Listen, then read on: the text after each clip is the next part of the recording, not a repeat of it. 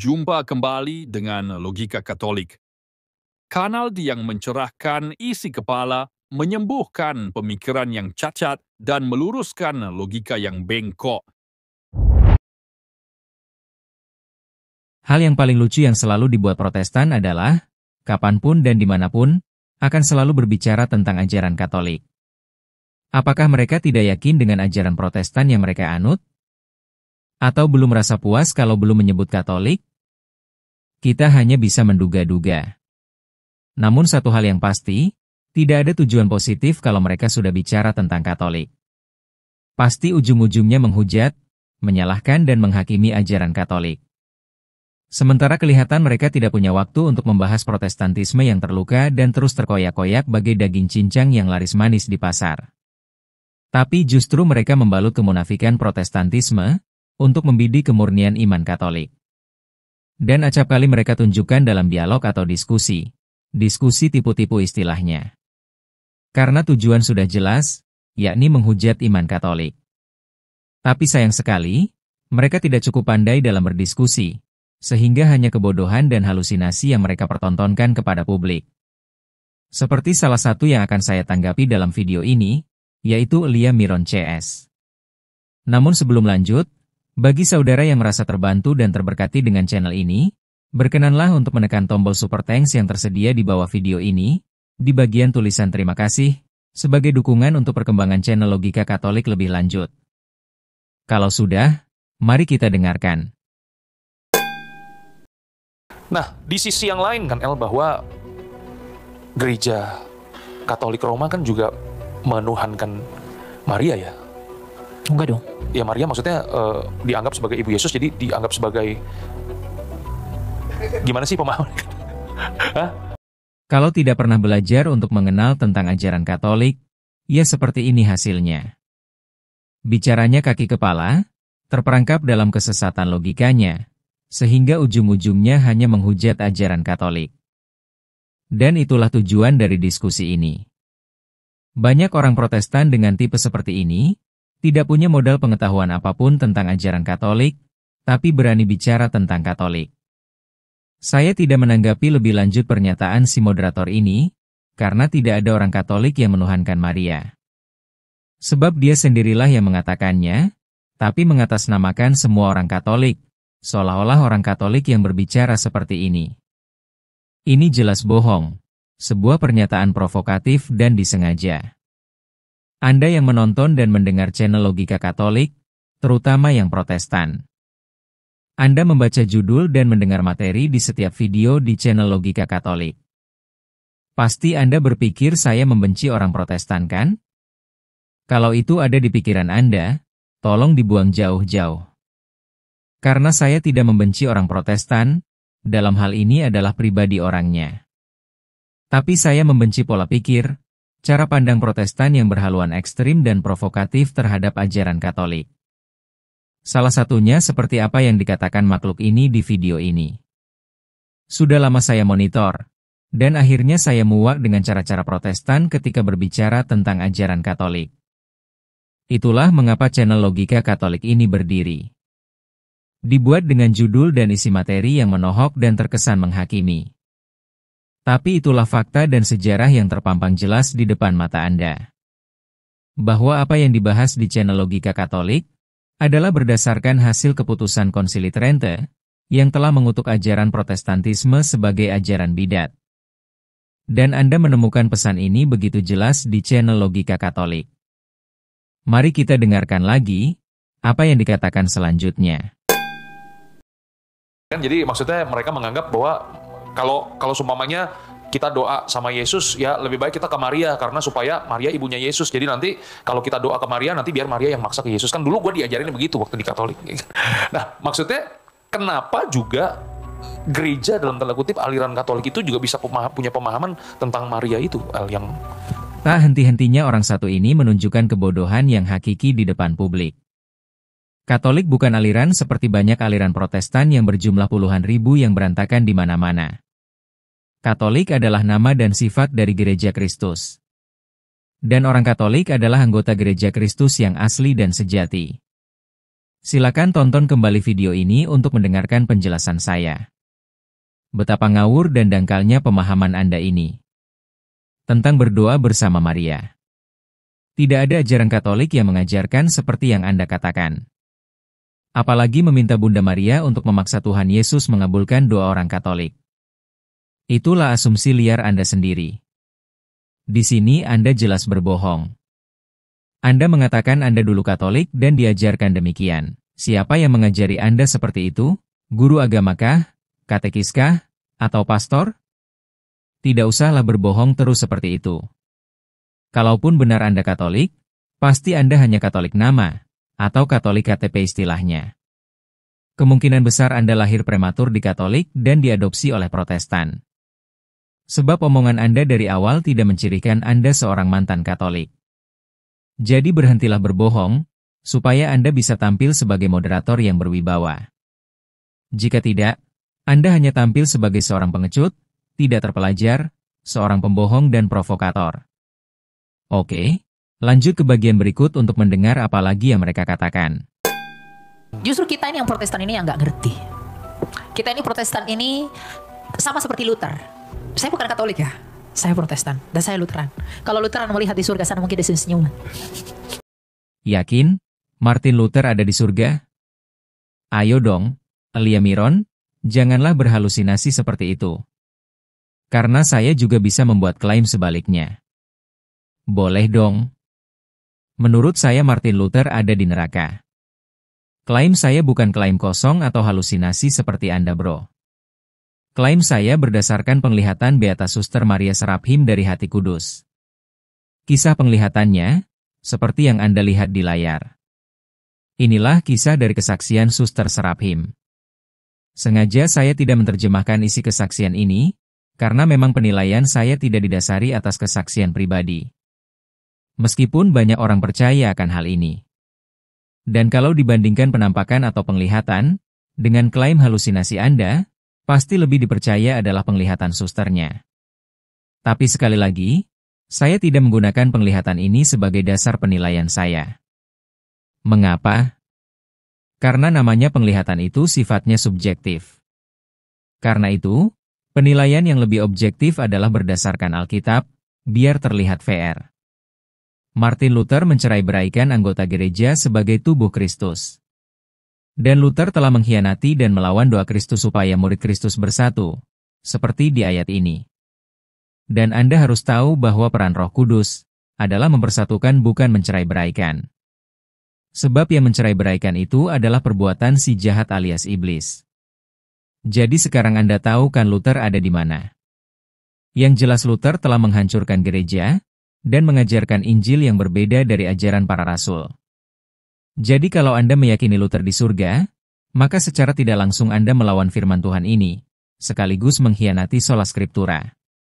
Itu logika dasarnya, jika Anda benar-benar percaya pada ajaran sola scriptura. Jika tidak, Anda tiada bedanya dengan Protestan lainnya, yakni sama-sama tong kosong yang nyaring bunyinya.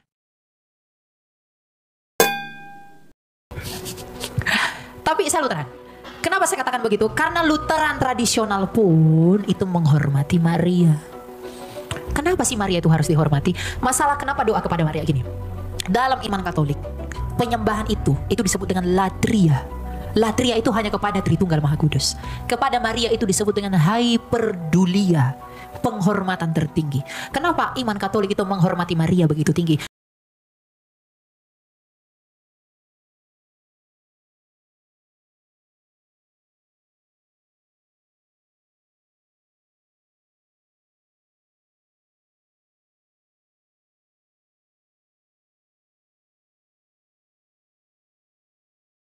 Karena Maria lah tabut perjanjian baru. Dialah tempat berdiamnya sabda itu.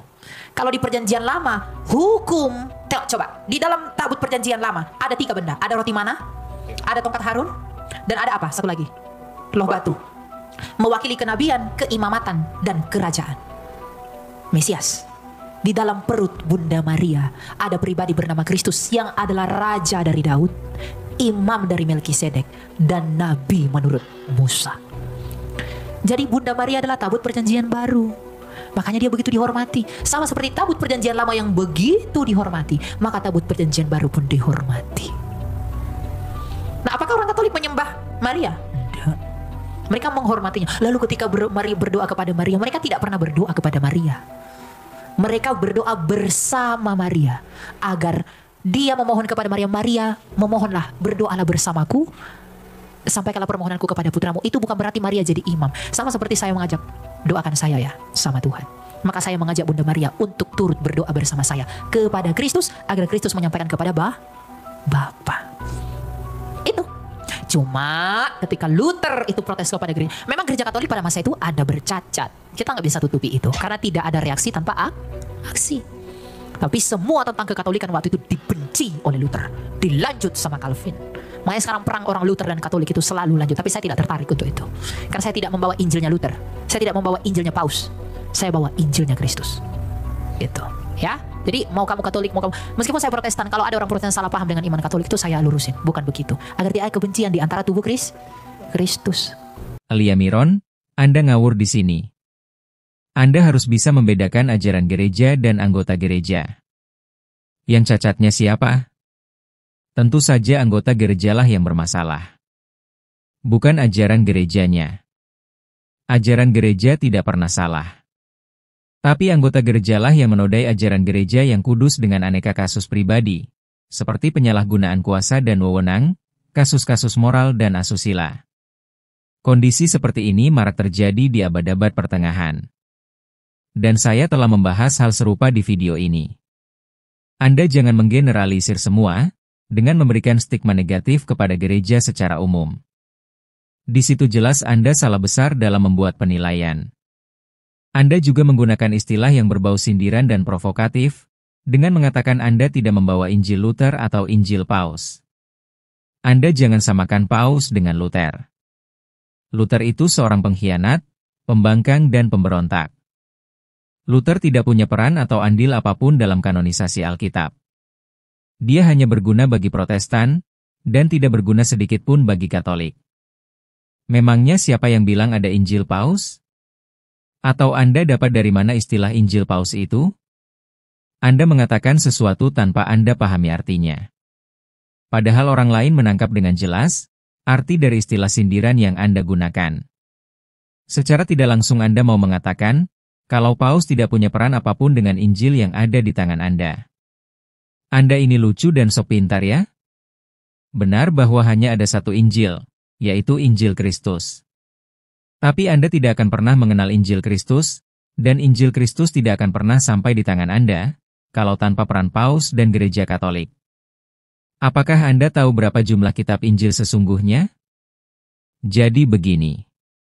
Berdasarkan data dari New Advent Catholic Encyclopedia, terdapat sekitar 50-an karya-karya tulis di abad-abad awal, yang menulis tentang pribadi dan karya Kristus, dan ada 20 karya yang disebut Injil. Nama Injil-Injil tersebut adalah 1. Injil Matius, 2. Injil Markus, 3. Injil Lukas, 4. Injil Yohanes, 5. Injil menurut Jemaat Ibrani, 6. Injil Petrus, 7. Injil menurut Jemaat Mesir, 8. Injil Matias, 9. Injil Filipus, 10. Injil Thomas, 11. Protoevangelium Yakobus, 12. Injil Nikodemus, 13. Injil ke-12 Rasul, 14. Injil Basilides, 15. Injil Valentinus, 16. Injil Markion, 17. Injil Hawa, 18. Injil Yudas, 19. Tulisan Gena Marias, 20. Injil Teleoseos. Nah, dari ke-20 Injil ini, hanya 4 yang diakui oleh gereja sebagai Injil yang diilhami oleh Roh Kudus, yaitu Injil Matius, Markus, Lukas, dan Yohanes. Keempat Injil tersebut ditulis sendiri oleh Rasul Kristus, yaitu Matius dan Yohanes. Dan oleh murid Rasul Kristus, yaitu Markus murid Rasul Petrus, dan Lukas murid Rasul Paulus. Keempat Injil tersebut ditetapkan sebagai Injil kanonik, termasuk dalam kanon kitab suci Perjanjian Baru, pertama-tama oleh Paus Damasus I di tahun 382. dan kemudian diteguhkan oleh Konsili Hippo tahun 393, dan Konsili Kartage tahun 397, dan konsili-konsili berikutnya. Jadi tanpa Paus dan Gereja Katolik, Anda tak pernah kenal yang namanya Injil. Anda juga tak mungkin mengenal Kristus seperti sekarang. Jadi jangan menggunakan istilah bodoh, yang akhirnya kembali menyerang Anda. Atau menggunakan istilah yang bertolak belakang dengan fakta. Sebagai penutup, banyak orang Protestan memuji Anda sebagai orang yang katanya cerdas dan berpengetahuan. Tapi tidak di mata Gereja Katolik. Di mata Gereja Katolik, Anda hanyalah bocah ingusan yang baru belajar mengenal kekristenan. Dan ketahuan sekali dari cara pandang, pola pikir, dan pengetahuan yang Anda miliki, 100% copy-paste dari ajaran Gereja Katolik yang tersebar di internet. Karena apa yang Anda sampaikan atau jelaskan, bertolak belakang dengan Protestan kebanyakan. Cara bicara Anda lebih mirip Katolik daripada Protestan. Dan menurut saya, pengetahuan Anda cukup bagus. Meskipun Anda akhirnya tidak konsisten dengan ajaran sola scriptura. Karena berbicara tentang sejarah gereja dan pengajaran bapak-bapak gereja, maka itu dengan sendirinya, Anda telah membuat diri Anda sendiri menjadi musuh besarnya sola scriptura. Anda juga membuat closing statement yang paling lucu dan paling ngawur di sini, dengan mengatakan, supaya jangan ada kebencian di antara tubuh Kristus. Sejak kapan tubuh Kristus terbagi-bagi sebanyak ucapan Anda?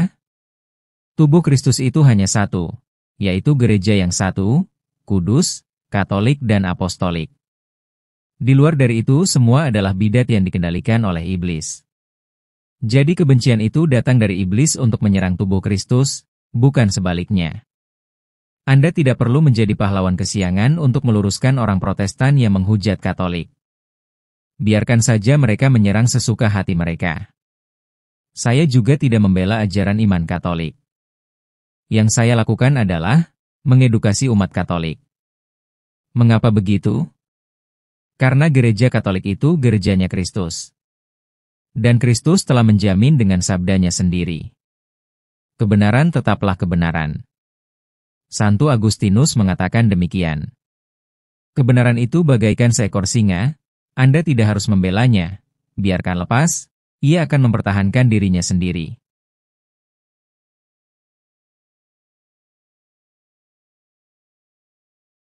Terima kasih sudah menonton. Jangan lupa subscribe, like, komen, dan share video ini. Salam.